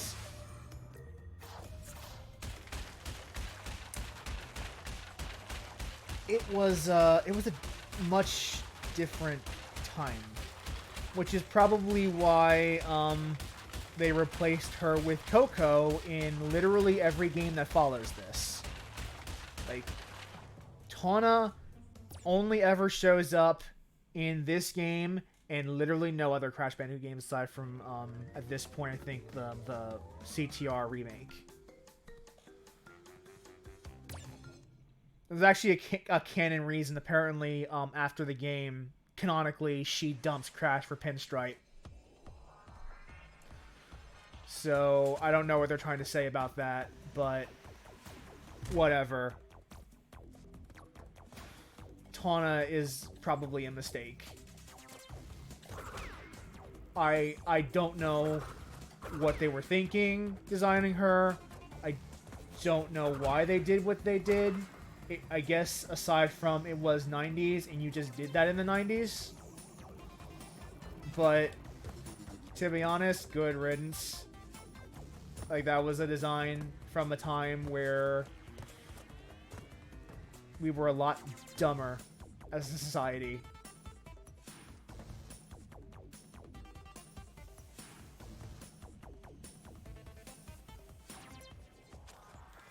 And,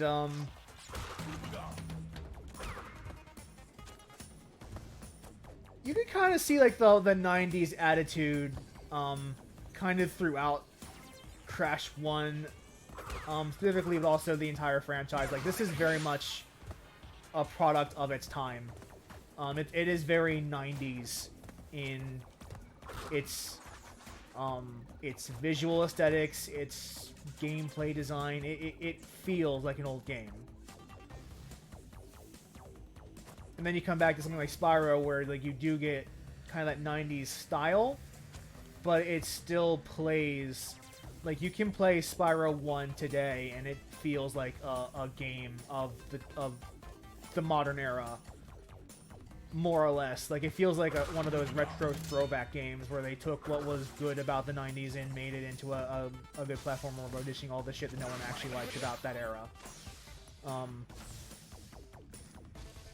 Like, it is astounding how like, noticeably rough Crash is compared to his Dragon Brethren's in terms of gameplay. But that's also because Crash 1 and Crash 2 both came out prior to Spyro 1, so they were kind of the pioneers in that space, in a sense.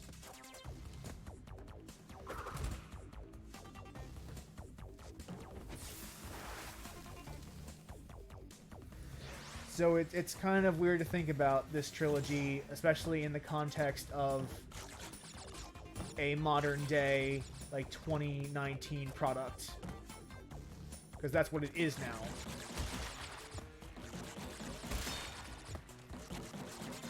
And it's why you still have the remnants of Pamela Anderson with a brain.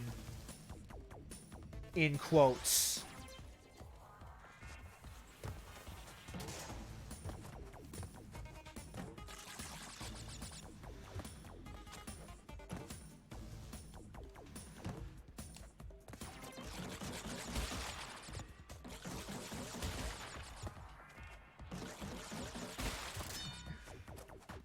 Yeah, angry quote fingers, because, like, that's like not unsubtle insult to Pamela Anderson, who I don't know what her education is, and I don't care, frankly. She evidently did something right.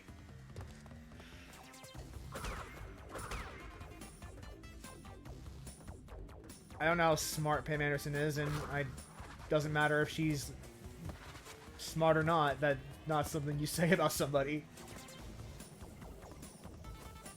But it was the 90s. We were a dumb people.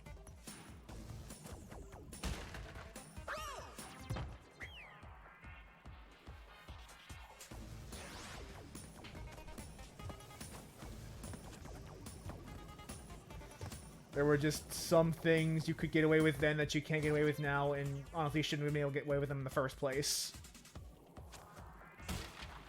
I mean, you joke, but we have grown a lot since the 90s. Or at least I have. Okay, I'm not getting all the boxes anyway, so I got my lives. That's what I need. We can keep going as if those boxes were retrieved.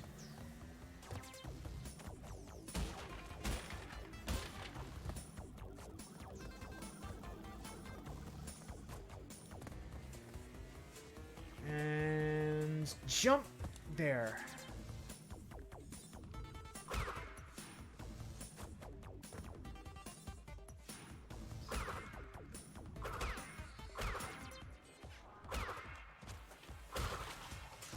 All right.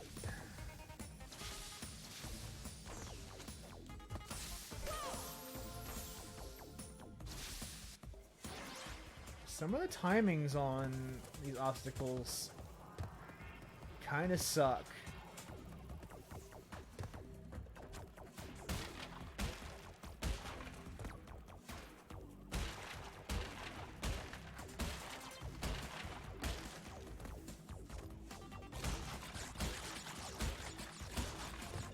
Oh, wow.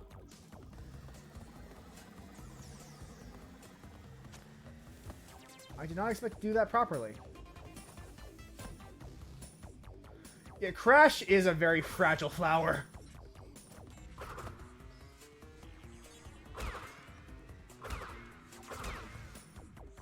Like, we talked about that comparison to Spyro.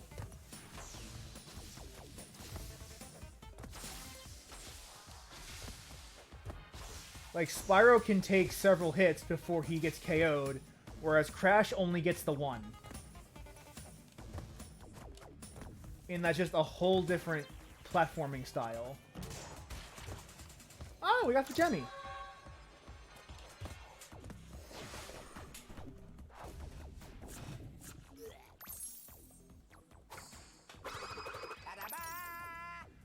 Huh. Okay. So...